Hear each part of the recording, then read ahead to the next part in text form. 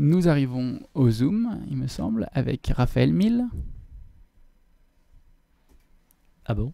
C'est moi? Ah, pardon. Non. Non, excusez-moi, je vous réveille. À un moment, vous faisiez la sieste très précoce. Une sieste où j'écris. Non, je n'écris pas pendant mes siestes chez Arioma, non? Très bien. Alors, nous étions donc sur notre lancée littéraire. Et nous parlons cette fois-ci d'un écrivain américain qui a été...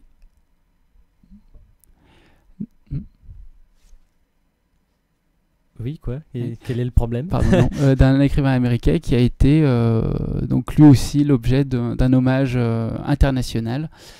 Il s'agit de Philip Roth. Alors, la prononciation à la française nous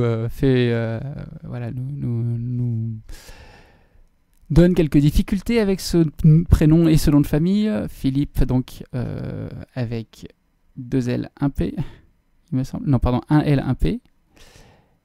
Là où... pas de E à la fin. Voilà, là où en français, nous aurions un L, 2 P, E. Bref. Et Roth, en fait, bon, en anglais, j'imagine que ça donne à peu près Roth. Et qui... Et non pas Wrath. Voilà, non, comme la colère divine, bref. Donc c'est R-O-T-H. Petite leçon d'orthographe pour les lycéens qui passent le bac ou pas. Vous saurez donc que Philip Roth, à 85 ans, était un écrivain controversé pour sa critique sociale de la société des États-Unis de la deuxième moitié du XXe siècle. Nous rappelons le contexte de la guerre froide, une opposition entre un modèle libéral et un modèle communiste, une opposition entre une économie de marché et une économie planifiée, avec tout de même des visions de la société particulièrement antagonistes. Et les États-Unis, présentés comme libéraux d'un point de vue social et économique, sont représentés comme le camp du progrès.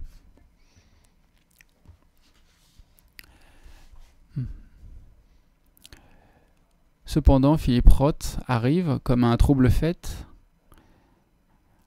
avec des œuvres particulièrement virulentes, particulièrement déroutantes, qui montrent, sans forcément passer dans un combat d'idéologie, mais qui présentent les contradictions d'une société américaine, états-unienne, disons, peut-être prise au piège de ses propres libertés, prise au piège de sa propre licence, si on veut utiliser un mot plus... Un anglicisme absolument dégueulasse. Non, justement. Le mot licencieux est quelque chose de particulièrement français. Ah oui, c'est dans ce sens-là. Exactement. Pardon. Voilà.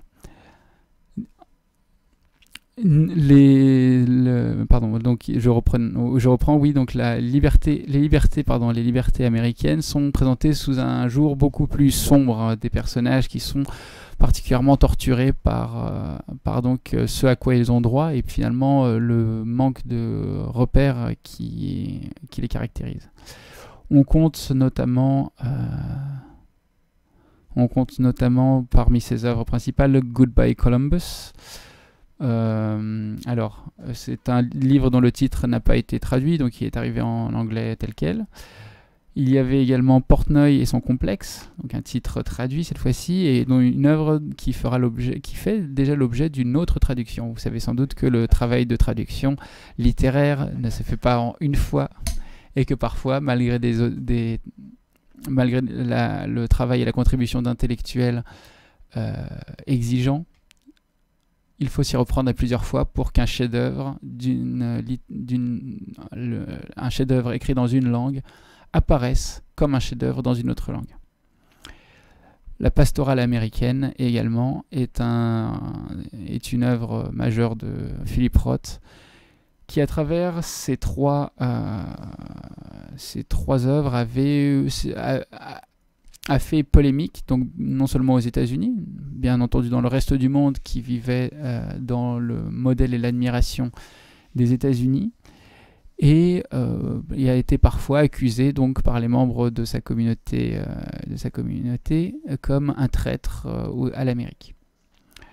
Ce à quoi, bien qu'il ne s'agisse pas d'une réponse évidente à ces accusations, Philippe Roth est une personne qui avait notamment pour devise de répondre que la littérature n'est pas un concours de beauté morale. Et c'est là que l'on voit que la liberté, le libéralisme et la morale sont des choses qui ne vont pas forcément de pair. Et c'est une très belle leçon que nous offre cet écrivain Philippe Roth. Pour un hommage un petit peu que je vous soumets par provocation, il s'avère que le journal Marianne a également encensé Philippe Roth en l'appelant l'anti-Trump.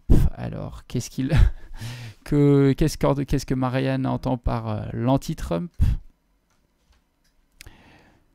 Partant du principe que le pays des États-Unis d'Amérique souffre d'un narcissisme aigu, que le pays souffre d'un chef en proie à un narcissisme aigu, qu'il s'agit d'un menteur compulsif, un ignorant, un fanfaron, un être abject animé d'un esprit de revanche, et déjà quelque peu sénile. Eh bien, figurez-vous que ce sont les mots de Philippe Roth contre Donald Trump. Ainsi, la personne qui a été la plus à même de critiquer l'empire des États-Unis du XXe siècle est cette fois-ci sans doute l'un des critiques les plus acerbes de la personnalité qui est à la tête de la première puissance mondiale.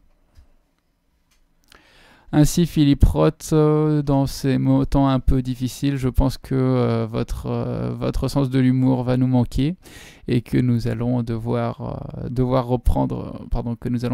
perpétuer l'esprit à notre niveau, mais l'ambition n'est pas ce qui manque chez nous.